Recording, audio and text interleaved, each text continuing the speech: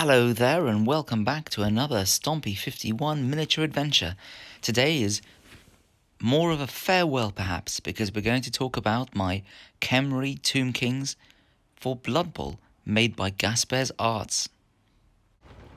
Now, the ineffably ancient Egyptians hold an enormous fascination for all of us wargamers, especially in their kind of guise as the Tomb Kings or Khemri in the Warhammer Fantasy Old World, the Tomb Kings, the Chariots, etc. And back in the day when I played a fair bit of Blood Bowl in a central London club, I picked up these from Gaspez Arts. They were gorgeous, they were single piece, they were chunky, and I thought one day I'll paint them. But the harsh reality is, alas, as a mate put it to me, that no matter how beautifully you paint these, having gone through the effort, you basically end up with one of the worst crews, one of the worst factions or teams in the whole of the game of Blood Bowl. Even once you paint them up, given how bad I am, they are an uphill struggle. They are a challenge for even a great player. And so, it's eBay time for these guys. But first, I thought I might as well share with the wider world how gorgeous these Gaspez Arts miniatures really are. So what have we got? Let's start with the humble skeletons. They are all gorgeous little single piece sculpts. 2, 4, 6, 8 of them. Well, that's pretty good going. Let's get a bit of a closer look at a few. Get them in focus there.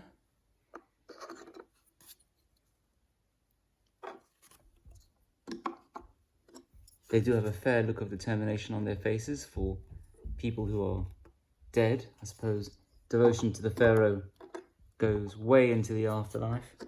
But really, what have these guys got going for themselves? I mean, they're cheap. They're only 40,000. Their move 5, not too bad. Strength 3, pretty average. 4+ just to pick up the ball. No chance of throwing on a 6+. And armor value 8+ with thick skull and regeneration. So actually, not bad for their points. Let's move on to everyone's favourite, well, the only real reason, I guess, to take Tomb Kings or Khemri or whatever they're called these days, and that is your Tomb Guardians, the pharaohs who have passed, not with all of their organs, into the afterlife. Their organs happily sitting on the shelf in canopic jars, whatever they're called. But here they have they're really gorgeous. There's a Scorpion King, little scorpion sort of emblazoned on his crown, all of them carrying the crown of Upper and Lower Egypt, or at least certainly this fellow does. I think he might not have been one of the original 4. I think I lost one of the original 4, and he's one of the heroes, the characters. And these guys, well, I mean, they're strength 5, which obviously is phenomenal to have 4 people strength 5 in your Blood Bowl team, but they don't really move very fast at 4. They can't pick up the ball really at all on a 5+, so it's only a miracle if they get it in their hands. Armor of 10+, which is fantastic, but they have decay. And if I remember rightly, decay means whenever they do get injured, which obviously does happen when they get ganged up on or they do something stupid like trying to dodge. Why would they ever do that? But if they get injured, you roll twice on the injury table and pick the worst result. So they do tend to die. And I remember one dude in his quite professional Blood Bowl league I was kind of foolishly involved in this central London club that just focuses on playing Blood Bowl. When one of his Tomb Kings died, Tomb Guardians died, he just said, the league's finished for me, and I think he might even have pulled out because his team was going nowhere in a team that already is pretty awful. And we have our anointed throwers, anointed by the gods, and they, look again pretty determined for people who are dead. I mean, you might say they're not very dynamically posed, most of these, but that's because they're single sculpts, which I think is a fight back, a kind of a response to the original GW Tomb King Blood Bowl miniatures, which were a real pain to glue together and kept falling apart. And these guys, what have they got going for themselves? when they're at home. Well, move 6, they're pretty speedy for the undead. Well, these kind of undead. Strength 3, pretty average. Pretty good chance of picking up the ball on a 3+. Sorry, on a 4+. So, well, I suppose average for the Tomb Kings, they can all pick up the ball on a 4+, but they have sure hands, which is obviously helpful for that.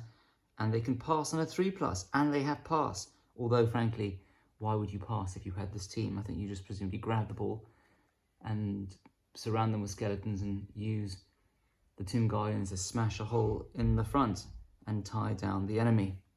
I mean, I say enemy, but that betrays how I played Blood Bowl. I mean, it's supposed to be a finesse game, but I always just ran around trying to injure people when the game was designed not to make that too easy, which is probably why I'm backing out of this. Now we've got our, I think formerly known as Blitzras, but now anointed Blitzers.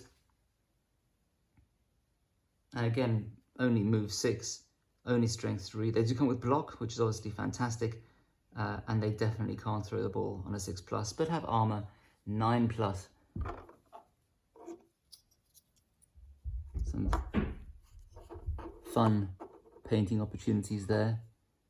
Festoon them with blues, yellows and reds, colouring these all in alternating colours, and obviously a lot of Sycorax bronze.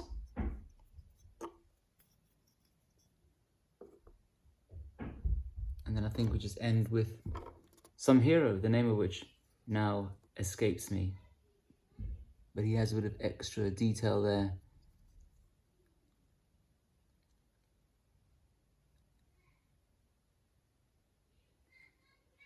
Now the question is, how will I tickle that ancient Egyptian itch that I think all of us wargamers basically have once I've flogged these? And I think the answer is that I already am itching it through my slow collection of the Sand Kingdoms for Kings of War.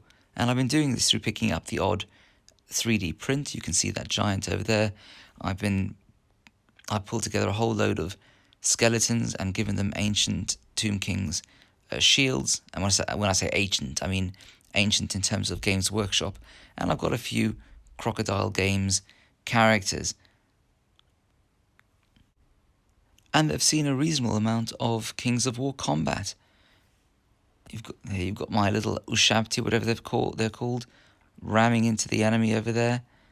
The giants coming around, giving a flank attack to those guys over there. The skeleton archers taking long pot shots at the enemy and wearing them down. And then the infantry with their shields piling foolishly into a large monster, whom they ultimately failed to wear down. But I still won. So the watch of these Tomb Guardians is now over, but the future for the Sand Kings is bright. And maybe orange. Anyway, keep well. See you all soon. Please do like, comment and subscribe. Let me know if you've flogged anything interesting recently or picked it up, or whether you've managed to take your Khemri to the next level. Keep well and keep safe.